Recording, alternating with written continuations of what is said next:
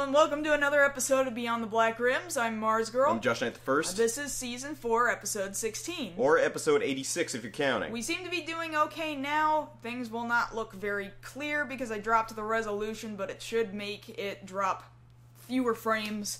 Sorry for all that inconvenience, but I think we're alright now. It's not this show unless we've got some form of technical difficulty. I've learned that now. Mm-hmm. It just happens. A little miserable, but what we were saying was that we're getting kind of close to hitting 100 episodes-ish. Close-ish. Probably as of next season. As of next season, we'll probably hit 100. 5-6 episodes in before we hit it into next season.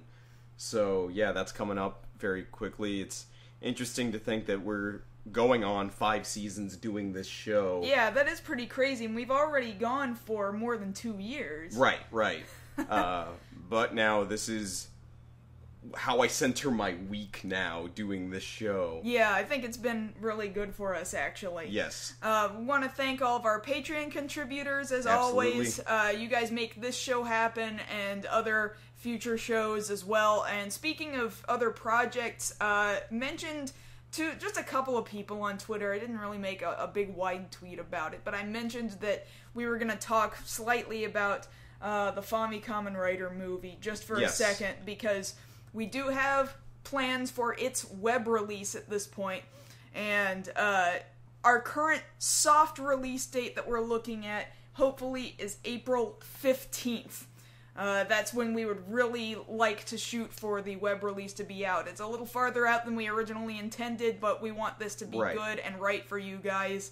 And I think you guys are going to enjoy it a lot. I think you're going to really see where we were coming from with it. And we're hoping for doing both a streaming release as well as releasing it on YouTube after that. Let me know, you guys, if this lag is video only or if the audio ends up being relatively okay, because if the audio keeps going, then that's fine. That's really all I care about right now. Yes. Because the visuals are secondary to the audio. Right. But in regards to Farewell Fami Kamen Rider, again, I think I'm going to be doing the live stream of the movie on Twitch instead. Just because I think a lot more people have Twitch accounts, and I still have my Twitch account, so that's going to be over on twitch.tv/MarsGirl. I'll give an exact time a little bit later, but the hope is to have that air for everyone to watch all together, all at the same time, on April 15th. And then after we have initially aired it, we'll go ahead and put it on YouTube and unlock it so that anybody else who could not make it to the live event will get to see it on their own. Yeah, we apologize for the late delay, but like she said, we want to make sure this is the best possible product we could put out there for you guys to get the story across. We know many of you couldn't make it out to MagFest, but I think now that we've gotten through that release, which was really the hard date that we had to meet, and all that pressure's gone now, we can relax and focus more on the little details, and I think that'll show through in the final product. Oh, yeah. So that gives you guys a little over a month to get ready for that. Let everyone know that April 15th, that's the date we're shooting for, so... Excited about that. Yes, I'll very let you know if excited. there's any changes, but I think we need the release date, too, to really kind of kick our butts into making it happen. Because I think that MagFest's hard date was what really drove us to make it happen the first day. Absolutely. Yeah. And it always helps to have those dates. They keep you focused, they keep you on track, and you guys get to see the finished product, and we are actually very happy to let you guys see it. Mm-hmm. So, other than that, what else has been going on? Well, it took a little longer than normal for something, and you guys heard us talk about this. We wanted to tweet about it, but we figured, no, we'll just show you guys on air. Pull it out right here. Boom. Legally licensed Super Sentai right here in the U.S. Kyoto Sentai Zoo Ranger, available now from Shout Factory. Y'all get on this. Get it either from Amazon, or we actually got it from Target, and it was a couple... Target.com, I should say. Yeah, it's not in stores. Or Walmart.com. Really? Walmart started listing yes, it? Yes, the same price. Okay, it's the same But price. yeah, it's about $40 online. Most places will allow for free shipping at that price. The box is kind of interesting, because it says Super Sentai, and then all the rest of it here is in kanji, so if you're an American, you can't read it. Yeah. Until you get down to the bottom where it says, Ranger the Complete Series. And it's just kind of like... you can tell on the back, too, it says Saban brand, so clearly they had to license the footage off of Saban. Right. And I just get this strong feeling like Saban was like, well, we have to kind of hide the fact that this is anything Power Rangers. Because you notice here on the box, on the cover. Yeah, the cover art, the big picture is not them in their ranger suits, which would be the most identifiable thing about them. I mean, that's on the back, but you're not going to see the back first, you're going to see the front first. And then there's like a couple of these tiny little screenshots. But you got to think about this for a second. Shout Factory and to a certain extent Saban, because they had to sign off on it, know who their target audience is with this. It's not somebody who's been watching Power Rangers even up till now with Dino Charge. No, this is for people who they know are fans of Super Sentai that have been crying out for years now, where's our legally licensed subs? And now we finally have them. We need to support them. That way we can get Shout Factory and Saban to work together to produce more of them. Mm-hmm. Perhaps Die Ranger and Kaku Ranger and all the other ones down the line. We need to support this. And it makes sense that Zoo Ranger was the first one they released, because after all, it is the source footage for Mighty Morphin Power Rangers. Right, without which a lot of us wouldn't even be into the genre to begin with. So, yes, definitely very important. Very happy to support the release. Absolutely. Yes. With all that in mind, I guess we can go ahead and talk about what our core stories for the night are supposed to be. There was one other thing we wanted to mention is now we're working on the backlog of the old episodes, right? Oh, you're right. Okay, so, there had been a lot of clamor for previous episodes of Beyond the Black Rims to be released in MP3 or audio-only format, not just YouTube, so you can take this around with you wherever you want. So we started getting to work on it, and almost the entirety of the first season of Beyond the Black Rims now has audio, downloadable versions up on Mixcloud. So over at mixcloud.com/MarsGirl, you can get backlogged audio of our episode. So I'm also going to link you guys to that here in the chat room, and I'm working on getting the other seasons up as well, of course. Right. But we've gotten started, so just wanted you guys to know about that. Yes. But that having been said, you guys aren't here for that necessarily. You're here for tonight's stories, and we do have a couple of them for you. Again, to talk about our first story, Hironobu Sakaguchi, the famed creator of Final Fantasy, had received a Lifetime Achievement Award this past week.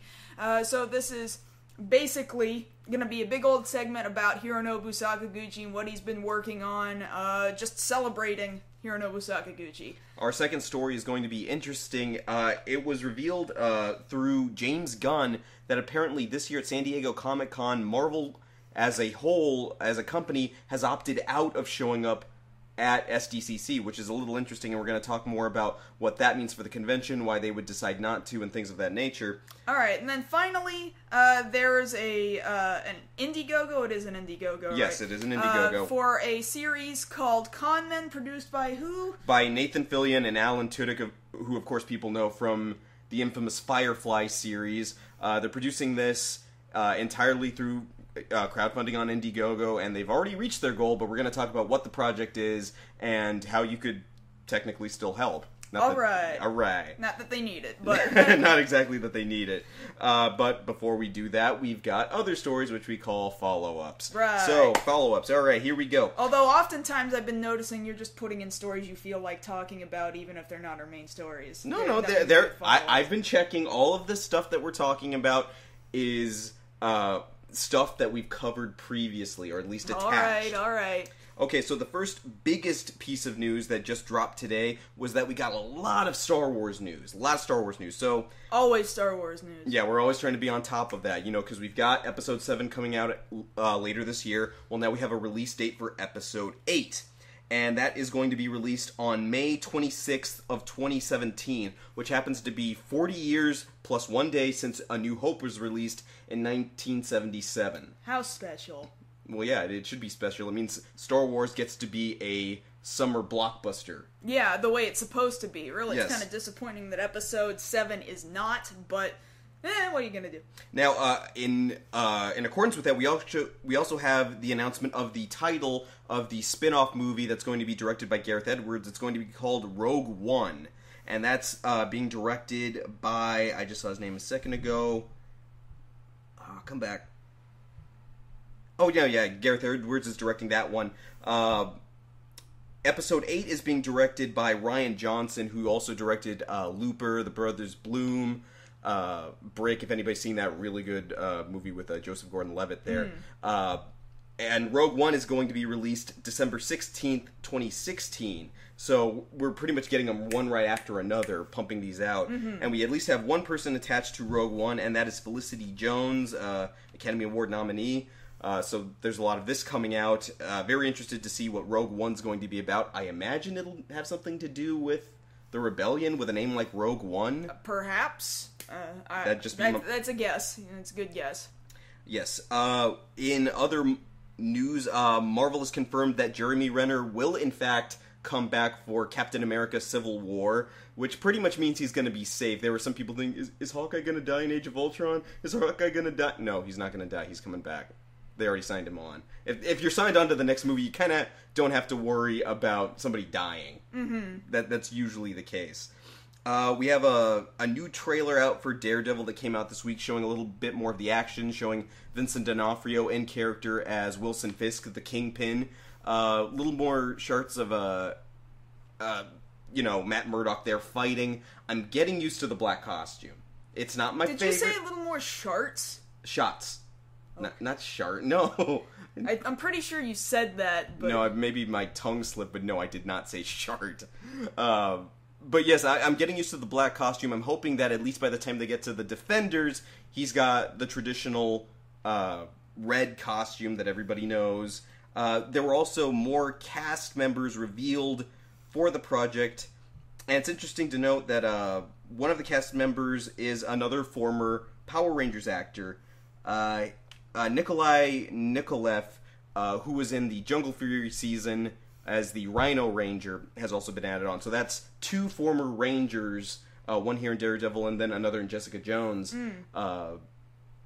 They're in it, and it's good to see them continually getting work now. You know, Rangers branching out of just, I was just in this little kid show. No, you're in a cemented Marvel product. Right. You know, that's good to see. That's refreshing to see.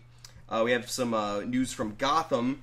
Jada Pinkett Smith has gone on record as saying she will not be appearing in Season 2 of Gotham, to which I say yes! Yeah, well, good for you. You're the only one of the two of us that really cares one way or the other. Yeah, because, like I say, Gotham's a guilty pleasure, but at the same time, she's the most useless and therefore expendable character on that show, because she's the only one that doesn't exist in the comics. They just invented her for the show, and really all she is a means to an end for Penguin to come up in the ranks. Right. So, you know, her usefulness has pretty much run to an end, so yeah, just go ahead and get rid of her at that point. May as well. And in other news on the CW end of things, the Flash has put out a promo for future episodes, one of which featuring Mark Hamill back in the role of the Trickster. An interesting thing to note is that for this episode, where he was the Trickster previously, and now someone else has taken up the mantle, for referencing him as the Trickster, they're using old footage from the 90s Flash show of him in the leotard and the mask and the getup. And I think that's nice. You know, I like how they're continually making nods to the old series. And it's nice seeing, like, we didn't forget yet again. And there will be a scene where he is put in with Barry's father, who's also, of course, he was in the role of the Flash in the original series. So that'll be interesting to see. We talked, of course, at the top about, you know, Saban having signed up on this Zoo Ranger DVD release. Well, apparently they also came to an agreement with Chroma Squad. Finally. Yeah, finally. Sheesh. So now we have a release date, April 30th. You can go ahead and go to Chroma Squad on Facebook, or I think their website should be just chromasquad.com, and you can pre-order the game now. I fully intend to do so after purchasing some other stuff. But yes, nice to be able to see, as a fan of Super Sentai for so long, you can go in and produce your own version, decide whether or not you want to make your costumes out of cardboard and increasingly better materials, plastic, and so on and so forth. You might not have any choice but to use a bucket for a helmet. That's the kind of world it sounds like the kind of movies we would produce, using buckets for helmets. Yeah, that's a thing. That's a thing. There's been more news about the spin-off casting, rather I should say the casting for the spin-off series from CW featuring characters from the Arrow show and the Flash. One of the characters does seem to pretty much show that they're looking to cast Static, who most people saw in Static Shock. I wouldn't doubt it. Static's a favorite character now. At the time, I was like, yeah, he's kind of goofy. But as time has gone on, people are like, no, you know what? Static's legit. I love Static. Like, we were doing the cartoon intro sing-along. We've done it twice now. And when Static Shock comes on, people get really excited. Which is weird, because I really didn't like that series. And yeah, I'll agree with you, Siren Sailor, if and when Fantastic Four falls through, Michael B. Jordan would be a good Static. I'm just saying that now. I want to go on record for that. All right. And then we had our first shots of Melissa Benoit as Supergirl revealed just after we finished the show. I hate it when that freaking happens. We do our show, and then immediately afterwards we get a new piece of news that was, we should. Well, then talk about it right now, Josh. I'm going to talk about it right now. The costume is a little darker in color scheme than the traditional look, but I think it's a good base between, as far as Superman is concerned, the Man of Steel suit versus the Superman Returns suit, where Superman Returns, it's more of that kind of dodgeball texture to the costume, but it's got the darker colors of Man of Steel. I think the costume is fine. Yeah, it's fine. It's actually quite modest in comparison to other Supergirl costumes, that they could have gone with. So I think that's a good thing. That's a good sign. Of course, they've begun filming there. We had already decided our stories ahead of time, but we'd be remiss not to mention that earlier today we learned of the passing of Sir Terry Pratchett. Died at the age of 66. Very full life having been lived. Many people on the internet, pouring out, gratitude for this man who obviously his authoring these Discworld books and spin-off games. Just really a great guy to all his fans. Right, of course. Again, I think I have the most memories with point-and-click adventures based on the Discworld series. In the Discworld series, dude wrote more than 70 books over his lifetime. More than 40 of which were Discworld They were novels. saying at a certain point, I think they're tracking through the 90s, he was writing 2 a year. Oh, and yeah. that's prolific right there, to just keep working and And working it's no and wonder working. he was knighted then.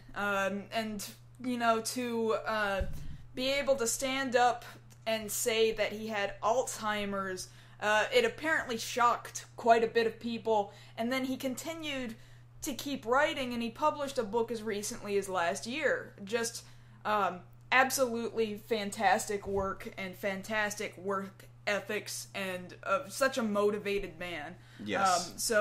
This is something that we aren't necessarily, again, doing a full story on, but to not make some mention of Sir Terry Pratchett and his contributions to fantasy fiction would just be wrong not to. So, thank you for all the memories, yes. Sir Pratchett. Everybody keep reading. Yes, absolutely. And just to round things out and leave on a slightly higher note, which kind of feeds into our next story, this week marked the 20th anniversary, correct? Of Chrono Trigger. Oh yeah, just a couple of days ago was Chrono Trigger's 20th birthday, which I was celebrating quite a bit yesterday. I just listened through almost the entirety of the soundtrack, just sitting and singing along with everything. Picked up Chrono Trigger for just a little bit and played just for a little while, and just had such fond memories of the game. And last year, Smarty and myself did a review. He has his review series where he goes back over a bunch of games that were popular, but for some reason or another, he missed them while they were up and coming or whatever. And so he had me cross over with him to talk about Chrono Trigger, and so I was retweeting that old video, retweeting old crappy AMVs I made as a teenager, and acapella themes that I did. Chrono Trigger is just such a fantastic game, and it really kind of leads into what's going to be our first story. Right, here so we'll go ahead and go into our first story here. Because the designer of the game was Hironobu Sakaguchi, and as thus, let's talk about Sakaguchi! So, yeah, just a couple of days ago at the GDC Awards, Hironobu Sakaguchi was given a Lifetime Achievement Award. So, who is Hironobu Sakaguchi? Well, you would best know him as being the creator of Final Fantasy. Everybody by this point, for the most part, knows kind of the legend story behind how Final Fantasy was created. You know, Squaresoft was like really, really on its last legs as Sakaguchi was developing, you know, okay titles, Rad Racer being one of the last ones before Final Fantasy. And so the company was like, man, we've only got like one more chance before our company just eats it, and then we have to go off and find other ventures. So, screw it. We'll name this game Final Fantasy. Right, because this was meant to be basically their swan song here. Right. You know, like, that's it, we're throwing in the towel, we're going to go out on top, we'll go with that. Well, lo and behold, Final Fantasy becomes a hit, and then they keep pumping them out one after the other. Right. So, Sakaguchi, for a long time, was not only the creator of the franchise, but he would be director, executive producer, designer, and these roles would change from game to game, but he was always somewhere at the helm of creating each of the Final Fantasies 1 through 10, really. Plus other Squaresoft titles all throughout that time frame. Including Chrono Trigger. So then comes the year 2001, right? And that's when Final Fantasy X comes out. And then he gets this wild hair, right? And he makes one mistake. One really fatal mistake. And that mistake was Final Fantasy The Spirits Within. Because, and it's really a shame, too. I think the movie could have been perceived a lot better if it had just been titled The Spirits Within. But by calling it a Final Fantasy, it, like, put it in its grave. And he poured so much that was such an expensive movie to make. Because, one, he decided, oh, I'm going to make a Hollywood movie. I'm not going to make a Japanese movie. I'm going to make a Hollywood movie. Right. 2, he decides to put Square Pictures in Hawaii, of all places. Right. Just because he friggin' loves Hawaii. He lives there now. He lives there now so that he can friggin' surf, because he loves to surf. And then, the movie still looks pretty friggin' good. Even by today's standards, if you guys go back and watch it, it still holds up to modern cutscene cinema, I would say. Yeah, well,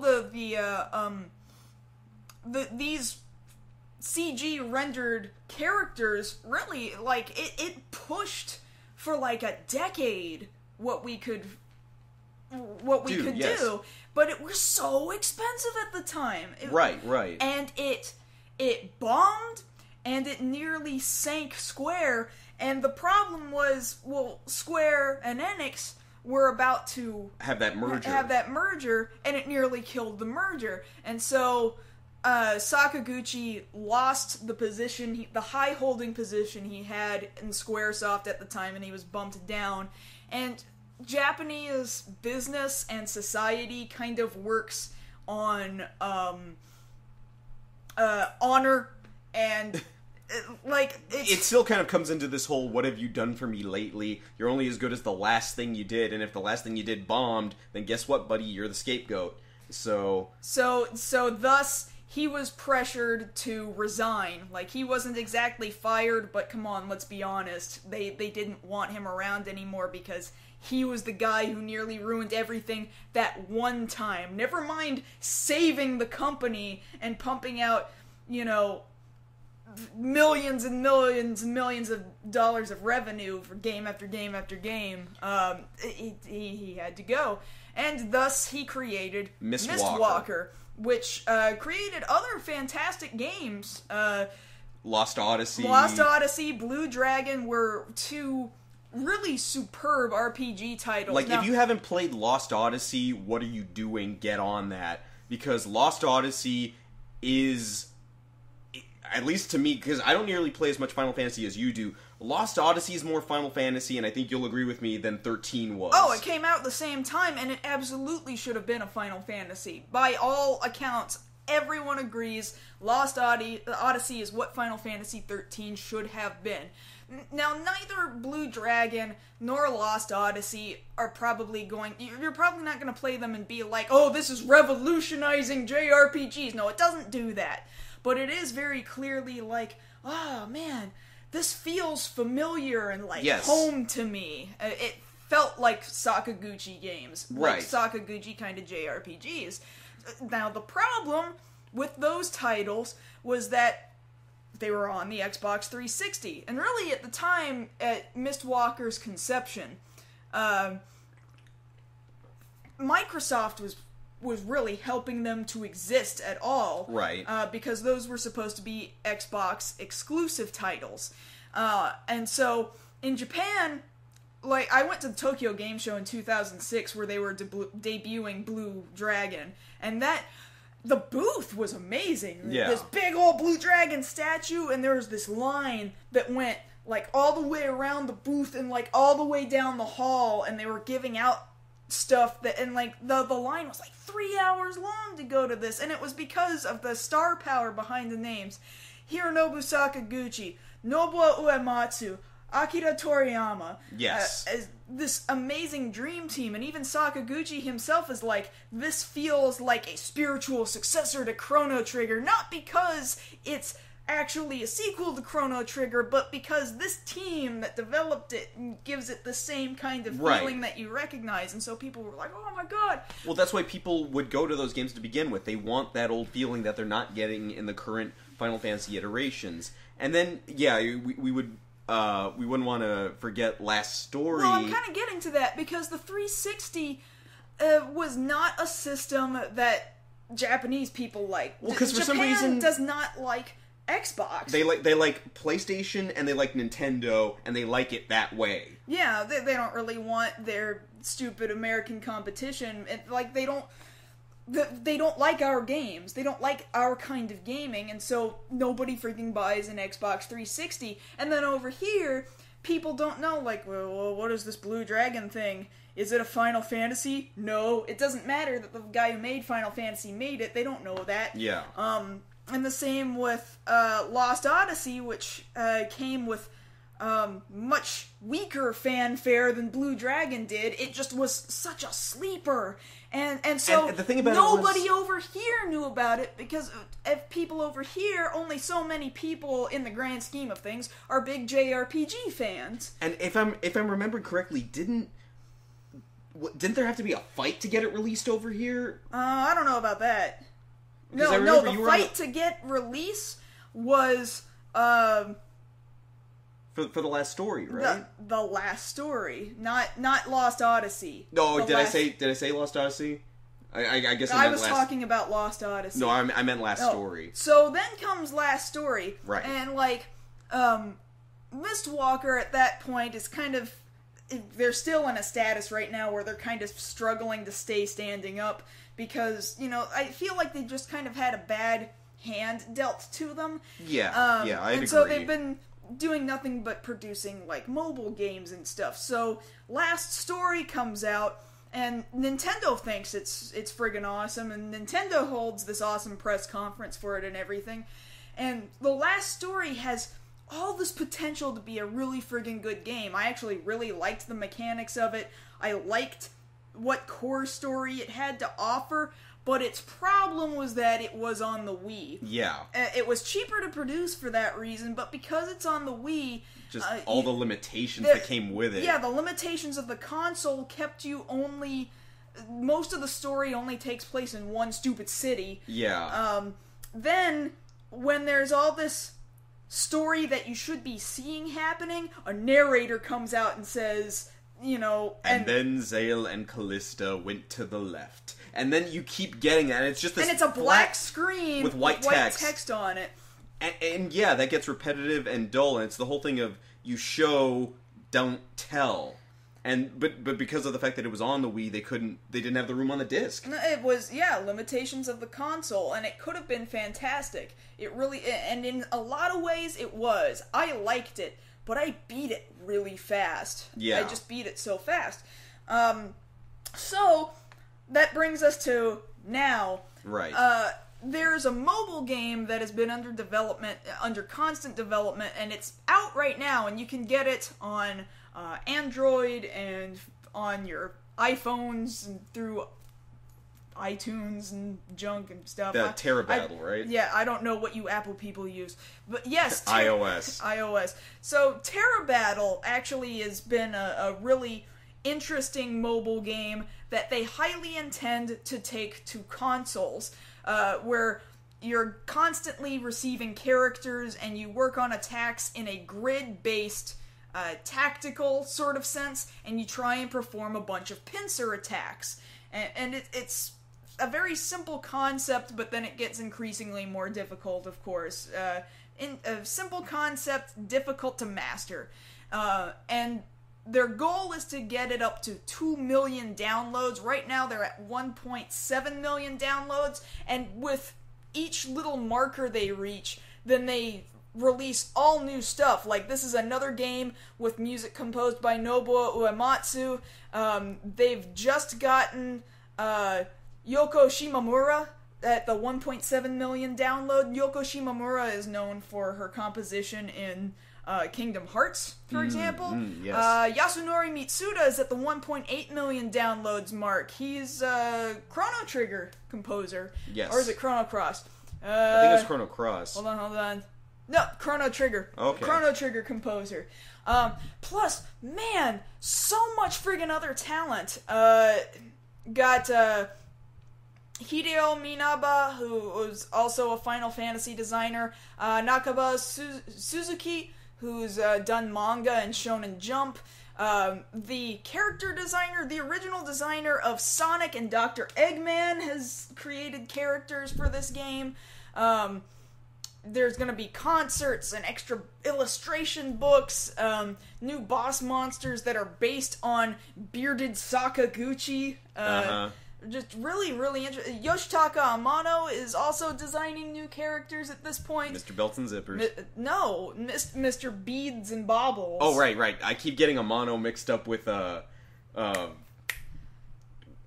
Nomura. Tetsuya Nomura, yeah, I always get the two mixed up. So, again, at 2 million downloads, they plan on creating Terra Battle World, which is a console version of this game. I have no idea how you would implement this on a console, since you're having to go, drag my finger here like this, and drop it off like that. Like, yeah. I don't really know how you would do it, but I guess it could be done. So, of course, Sakaguchi got his Lifetime Achievement Award, and the conference gave out lots and lots of different awards. Pioneer Award went to David Brambin, formerly known as the First Penguin Award. This was an award that goes to breakthrough technology and game concept and gameplay design. There were Ambassador Awards, Audience Awards, Game of the Year, and so on and so on. Yeah. But the point here is Sakaguchi. Now, some of you might be wondering what's up with the picture there. If you haven't seen it yet, Mega 64, in kind of about the right time for this, put out a little video retelling his experience of working on the different Final Fantasies over and over, and apparently reveals the secret that what he really wanted to do, other than make Final Fantasy, was get into hip-hop. Yes. And so the firing of him led to his incredibly successful hip-hop career. Sakaguchi. Yes, so get over to YouTube, watch that. You were like... I was dying. You were dying, crying for like 5 minutes straight. You just kept playing it on loop over and over again. But yes, of course, to round this out, this is a man who clearly has had a very large effect on the gaming industry, otherwise he wouldn't have. a Lifetime Achievement Award to be given to him. All of this work is there, and a lot of us have played it, enjoyed it, and now he's got this other project that we can also support and enjoy. Keep downloading it so we can reach 2 million downloads, and then get the console version. It's alright. It's alright. I like it a lot. The music's really good. Well, yeah, because it's Nobuo. And Yoko Shimomura. Yeah. I like the Nobuo. Okay, so yes, moving on to our next story. Okay, so, kind of like I mentioned up at the front, so earlier this week... Bless you! Thank you. So earlier this week, James Gunn was answering some questions over on Twitter, and he had mentioned, this year's San Diego Comic-Con, which, as we all know, is this massive... really now what it's become is a media junket. It's not nearly as much about comics anymore. You again! Bless you again. Thank you. And it's become this large media junket where, suffice to say, if you have a project to show, you show it there. And you make sure you have a presence there. And Marvel, which of course he has worked with on Guardians of the Galaxy and now Guardians of the Galaxy 2, has had a massive presence there ever since... the inception of the Marvel Cinematic Universe with Iron Man. And so they asked him, will he be at Comic-Con this year? Because, of course, he's working on, I think he's still working on the script for Guardians of the Galaxy 2. And he replied, I'm not sure. Marvel isn't going, so I'm not sure I will either. And, of course, this was met with a bit of trepidation, like, one person tweeted at him, guys, he could be lying. And he responded, I have never lied about anything to the fans ever. And admittedly, yeah, he's been pretty upfront with everything he was revealing about Guardians before, so we can kind of take that at face value. Marvel isn't going to be showing up at Comic-Con this year. Very strange. Very strange when you consider the atmosphere at current. Because, let's look at this as a whole here. Marvel, as a company, is doing beyond gangbusters business. They have every bit of giraffe money, not just from... their Disney parenting, owning from the merger or the business dealings. The movies, of course, are breaking box office records left and right. They've got their cartoons, now they've got these Netflix series, and they've got a ton of stuff in the works. And admittedly, since they're starting work on filming Civil War, since they just got those rights back to Spider-Man, they've got a ton of stuff on the table that they could debut. Mm-hmm. So then why not? That's the question that ends up getting asked. Because the way I look at it, and you remember me talking about this last year, just think about it. Last year, just in comparison, we talk about Fox. And Fox had Fantastic Four filming. They were only 5 days away from finishing filming. They had stuff in the can already that they could have shown. But they chose not to, and a lot of people come to the conclusion, that's because they knew what they had wasn't good enough. And now, of course, with the trailer being released and everybody seeing it, it's like, that's why you didn't show anything. Because the thing about it is, when you don't show up there at the big show, people take notice. It's not just the things you say, it's also the things you don't say. It's not where you show up as much as equally it's where you don't show up. And admittedly, now with DC nipping at their heels with their cinematic universe, it doesn't make sense to me that they would just let go of a strategic point like owning the hall there at Comic-Con, and allowing somebody to gain ground. Like, I don't see how that makes any tactical sense. Well, at the same time, who are they gonna lose to? DC? Well, yeah, I can kind of see that, but that's a little, at the least, cocky. At the least. And admittedly, yeah, they're 2 phases deep, working on phase 3, but why wouldn't you just keep pumping it out? Well, they are, but they don't need to show up to prove that. They've already proven that that's exactly what they're doing. They don't need to prove it to anybody anymore. They don't. Well, no, but at the same time, you get where I'm coming from, that strategically, why would you allow somebody to gain ground? I just don't see anybody gaining that ground. Who are they scared is going to gain ground on them? At the same time, they're doing such good business, they're concerned about running their own race. They're not concerned about anybody else. But even then, the exposure from San Diego Comic-Con has become bigger and bigger over the last couple of years. I remember, what is it, I guess it was 2-3 years ago, we were over at a friend's house watching the live tweeting that some site was doing. I think it was Hype, actually, of Marvel's panel, and people who can't go there, they're sitting there and they're waiting for that news to come in, and people are grasping for this information so hard, and that kind of exposure is something you can't necessarily buy. The hype that gets created from people sitting there typing out, okay, this is what they said about this project. Like, a lot of people actually live for that sort of thing every year, to get to go there or even get to hear that news. So, even coupled with that, like, why would they just leave it? I mean, I guess that's it, that they feel that's secure in their position? They must. They absolutely must. They're partnered with Disney, who also owns Lucasfilm. Like, what? There's nothing left. Now, with the Disney thing, they're saying that they'll probably show anything that they had to do at Disney's D23 Expo in August. So anything that they would have shown, they're going to show there. Yeah, I think that they're gearing themselves up completely and utterly for that. Like, all of their prep work is going into something just a couple months later. Well, I get that, but that's...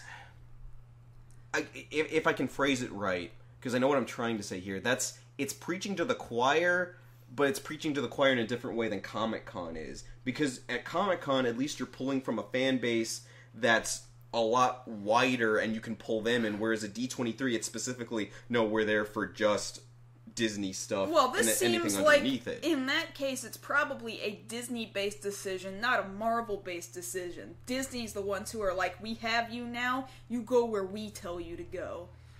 And even then, I could say, well, then that's cocky on Disney's part for pulling them. And do you think Disney's going anywhere? No, I guess not. Do you think that Disney is sitting here going, nobody, like, they're not going to say, like, who do you think is going to take over Disney? Who do you think's going to take over Disney? No, nobody's going to take over Disney. Yeah, I see your point there. Mm-hmm.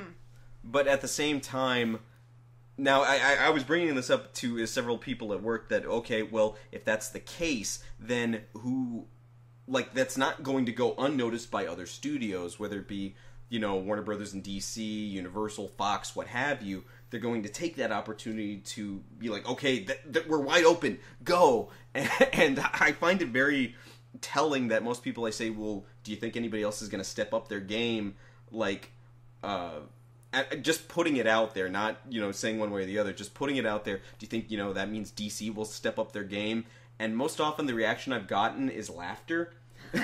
Because I think I had one person tell me, I think it was on Facebook, even if they saw the opening, DC would find some way to screw it up. Because of, not making the greatest decisions one way or the other movie-wise. And that, of course, is a matter of opinion, but even then, yeah, they're kind of playing catch-up still, and that's still the case. Right. So as such, even if they do make a large showing this year, which they kind of need to, because I was going to bring this up, we're almost a year out from Not Quite Justice League, and we have not seen anything. Not even a trailer. Not even our show. Are we offline again? Well, nobody's seeing or hearing anything, so I have to assume yes. Okay, give it a second. You know what? I'm just gonna restart the stream. Okay, well, I know where I stopped. Well, it stopped before you stopped. Okay. Just let me know when we're back. Well, that could be any time, given... I think we're back, I guess. Man, that was a bad night for connection. Yeah, no kidding. Maybe going back to Twitch wouldn't be such a bad idea at this point. For a few nights, yeah. Yeah. Okay. We'll see next week, maybe. Okay, so, but like I was saying, though, yeah, maybe it is because I'm talking smack about Disney. But, we're a year out from Not Quite Justice League, and they haven't shown any of, not even the little bit of footage that they showed for the fans there at Hall H last year. Uh-huh. And you would think, okay, so we're at a year out, you should show that, and now without Marvel to worry about stealing your thunder, you would take that opportunity. Will they take that opportunity? If they were smart, they would.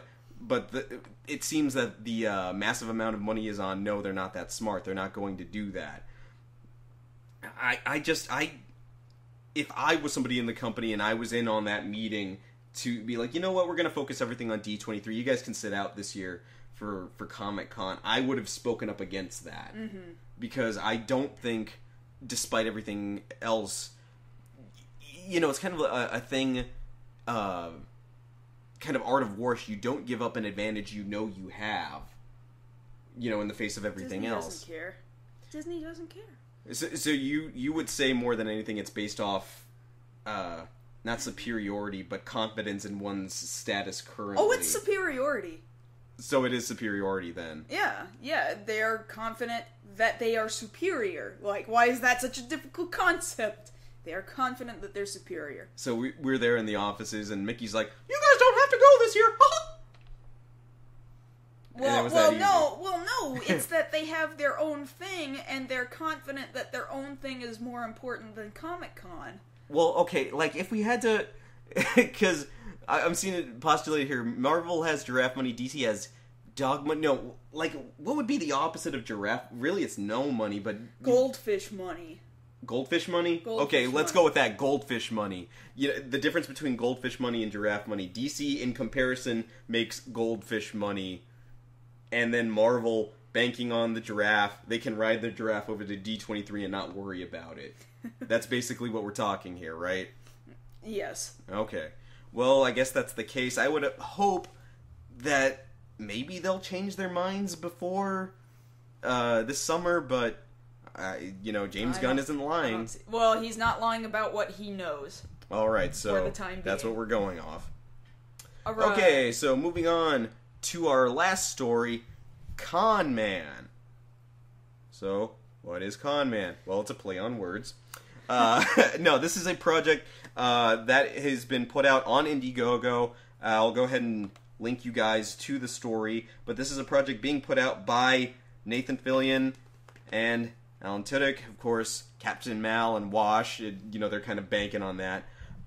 They've apparently created this series, which is very much based off a little bit of their own experience, where they... A lot of bit of their own experience, the way that they're phrasing it. Yeah, a lot of bit of their own experience, where they're two guys who worked on a short-lived sci-fi show that gets canceled, and then from there, one of the characters goes on to become an actual movie star and, pretty famous, and the other character goes on to just tour the con circuit.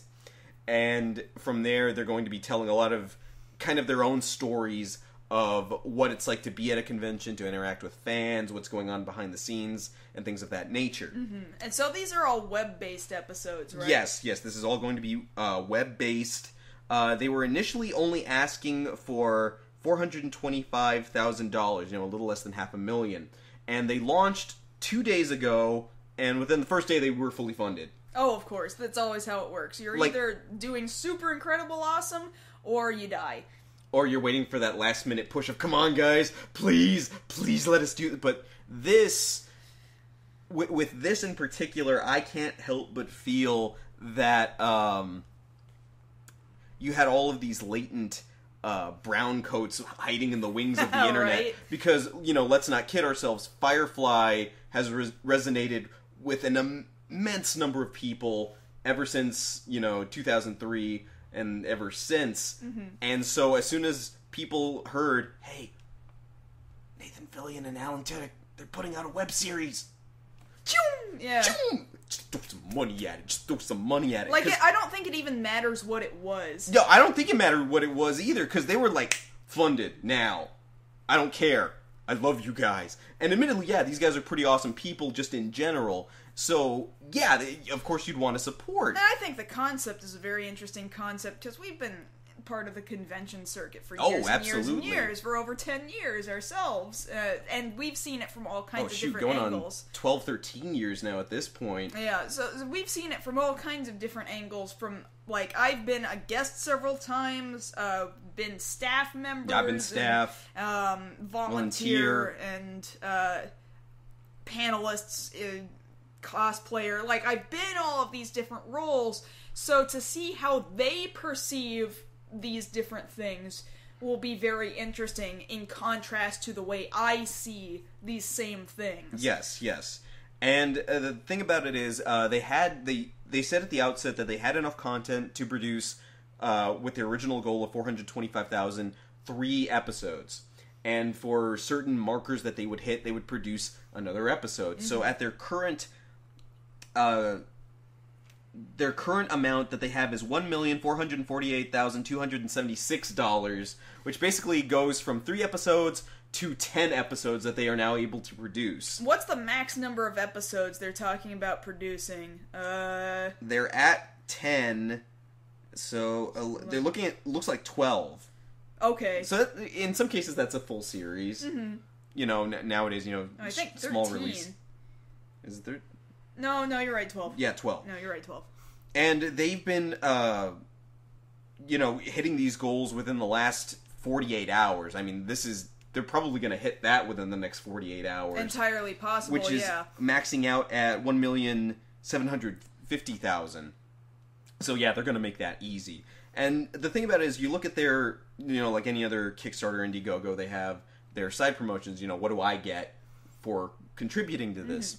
And you take a look at it, a lot of the packages that they had, they've got things like T-shirts, posters, signed copies of the script, things like that. A fair number of them, and I think the cheapest one they had was like $250, allowed for you to meet with Nathan and Alan one-on-one for a bit. And I've seen a lot of other different IndieGoGos and Kickstarters.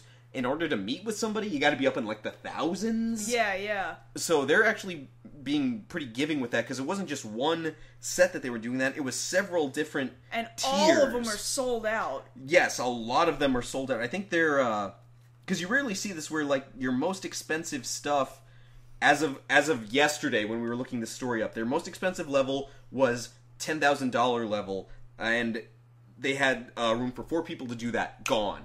All 4 gone. Then what's this executive producer? Well, they've added another... They added another executive producer. Yeah, for anybody who wants to give $10,000, they've got 2 spots up if somebody wants to do that. And then they've got, for people who want to give $25,000, and at least one person has done that. And there's 4 slots available, so only now 3. Yeah, so only 3 are left. And what is this $25,000 one? You get to celebrate Nathan and Alan's birthday with them.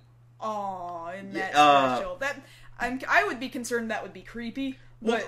We'll fly you, and I'm quoting here, we'll fly you and a friend and put you up so you can spend some time at a fun park of Nathan and Alan's choosing.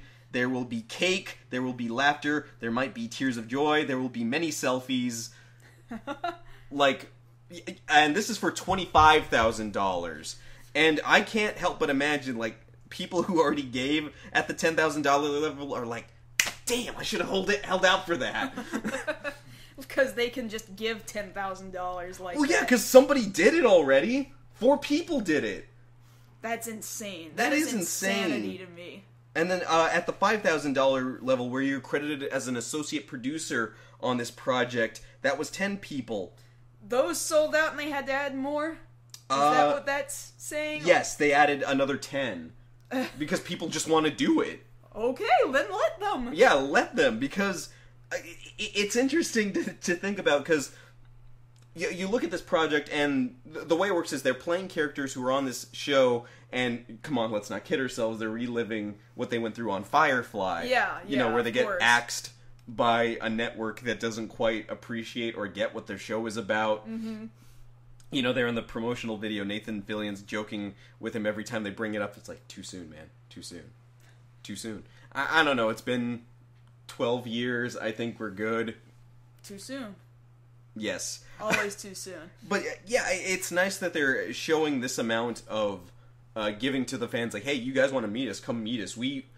Because, especially for them, because of the outpouring of fan love for them. I hear Nathan Fillion constantly tell stories, he was in a furniture store just buying, a mattress or something. And he saw somebody come by him who was apparently a fan, and he just, kind of nodded at him, Captain, and he nods back, as you were.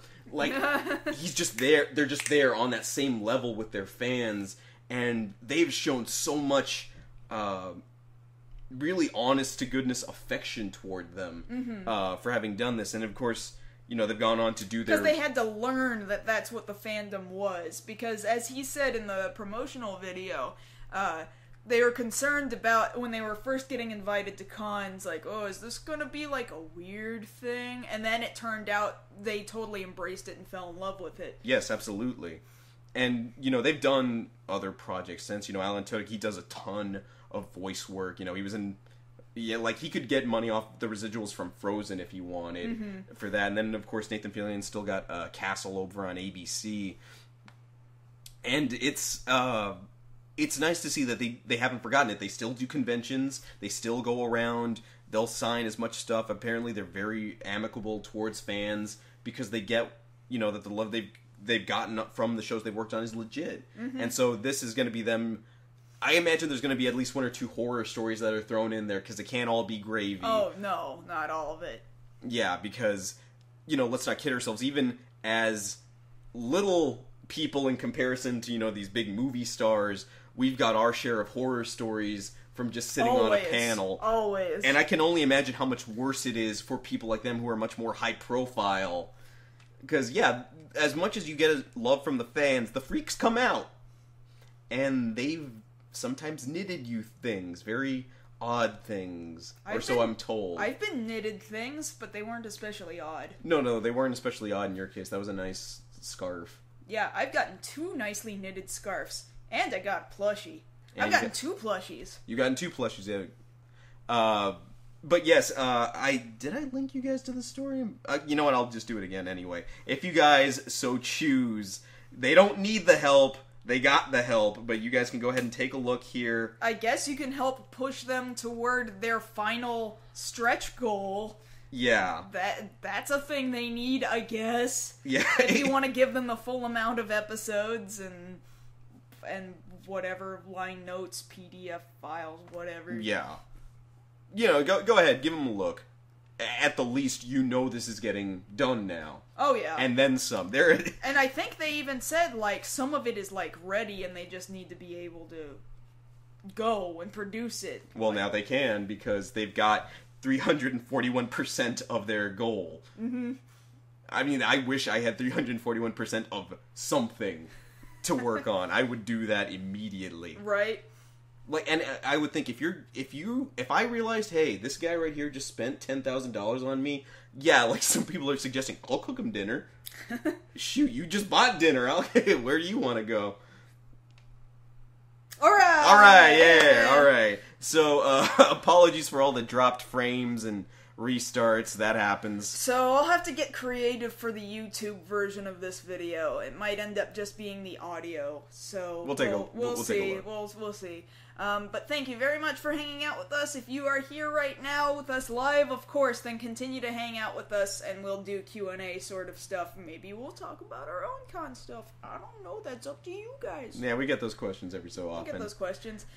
In the meantime, you can always follow us during the week over on Twitter. I'm at Josh Knight First. And I'm at Mars Girl. So hopefully without frames dropping for the next couple of seconds, this has been this episode of Beyond the Black Rims. We will see you guys next week. Good night.